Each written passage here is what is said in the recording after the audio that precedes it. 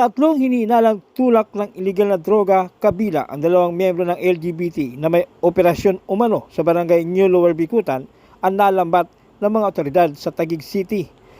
Nabitag ng pinagsalib na pwersa ng District Drug Enforcement Unit o DDEU sa panguna ni Police Major Cecilio Tomas Jr., District Intelligence Division, District Mobile Force Battalion, Philippine Drug Enforcement Agency SDO at Taguig City Police Substation 9 ang mga suspek na sina alias Mark, 40 anyos, na isang electrician, isang high-value individual sa drugs watchlist ng SPD at residente ng Talon 5 Las Piñas, alias Pongo, 35 anyos at alias Nasria, parehong street-level individual sa drugs watchlist ng SPD at kapwa residente ng barangay Marlica, Taguig sa MLQ Extension, C6 Road, barangay New Lower Taguig, bandang alas 11:45 ng gabi.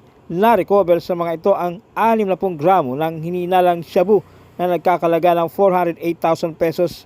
Nasa kustodya na ng DDEU ang mga suspek na naharap sa kasong paglabag sa Republic Act 9165 o Comprehensive Dangerous Drugs Act of 2002.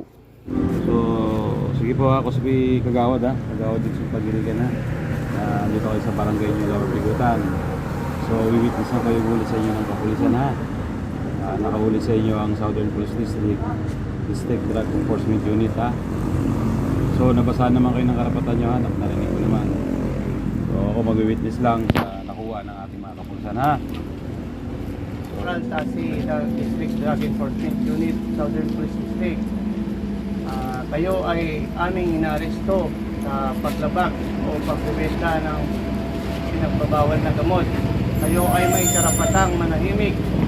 Ano man ang inyong sasabihin ay pwedeng gamitin o pabor laban sa inyo sa anumang hukuman. Kung wala kayong kakayahan, kayo ay may karapatang kumuha ng iyong sariling abogado. Kung wala kayong kakayahan, pagkaloob sa inyo ng gobyerno ng isang beses lang. Kayo rin po ay may karapatang kumuha ng iyong manggagamot o piling doktor.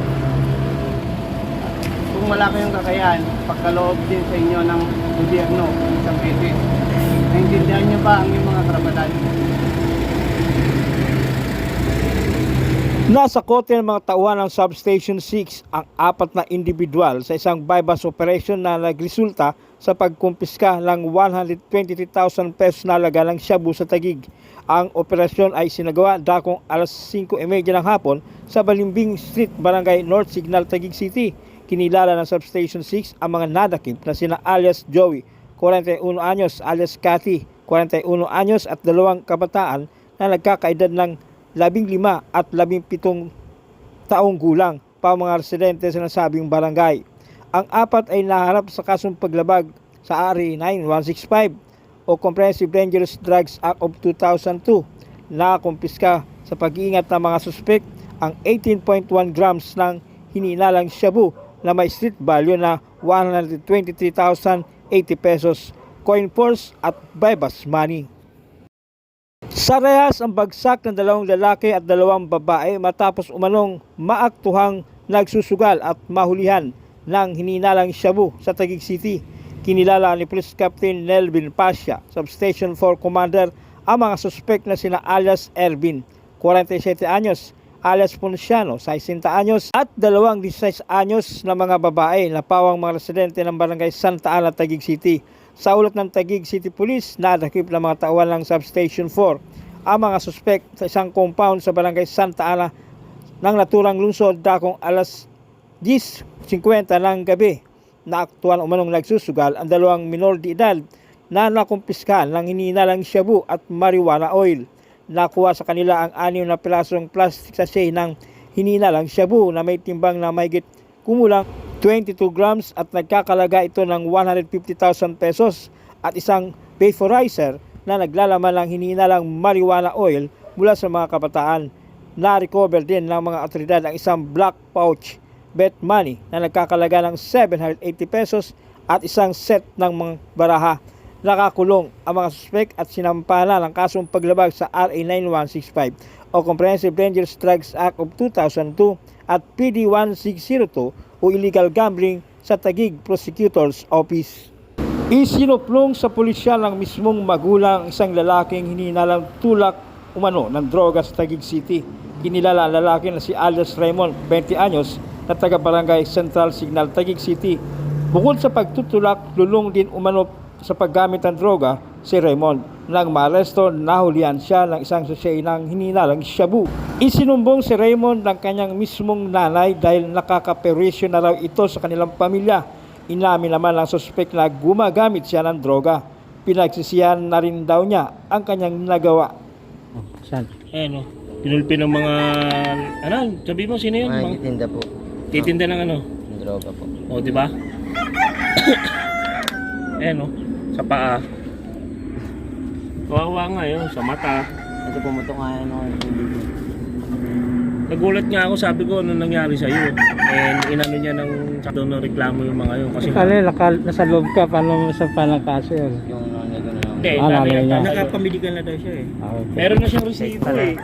Nagpunta siya mag-isa sa Taguig Patero. Ilan yan? Ilang tao? Ilang tao daw? Tatlo po sila. Yung isa po nagbibideo, yung isa nilak po ako. Kasi yung isa ginugulpi po, pinagsasapak po. Sa tingin mo, anong dahilan nun? Magkaroon ba kayo ng konsihal? Kasama niya ada yung dati na Sama ko po dati yung nag-ano. Nagbebenta rin. nagbibenta rin po. Ako lang po talaga yung huminto kasi na ano po ako eh. Pinatigil po ako ng mga ano, sige ito. Sinunod ko na lang po kasi trauma po talaga ako dun sa ginawa nila. Kumbaga wala na rin tiwala sa akin na ano. Nagbibigay nun eh. Kaya po ganun. Parang lumalabas, iniisip nila, lalaglag mo sila. Nalaglag ko sila. Kaya ka nagkatamo ng sugat.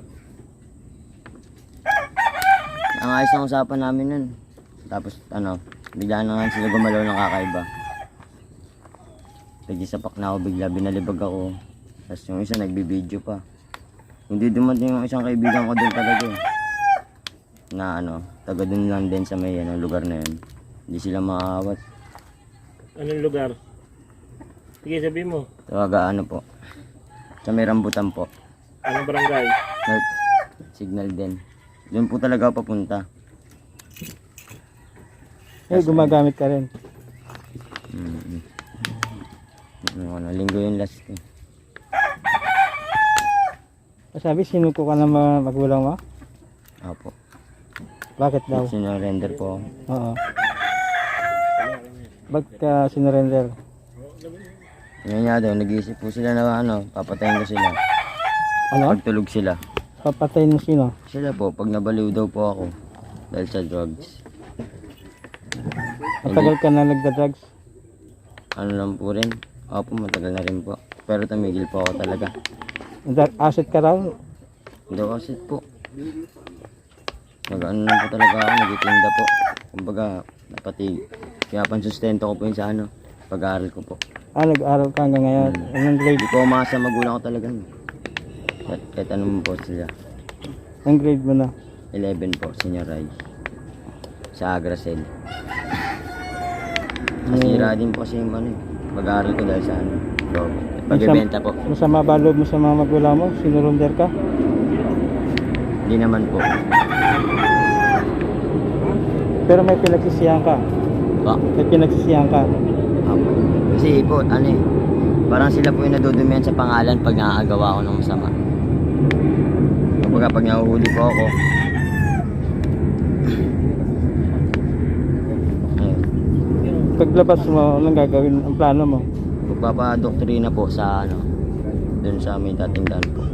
Sa ano, church ng ano, mga kapatid ko po. Kumbaga ako na lang po hindi kasi sa ano eh, sumasanib sa kanilang ano eh, church. Magpapadoktrina ako, sabay papabautismo. Magbabagong buhay ka na paglabas mo.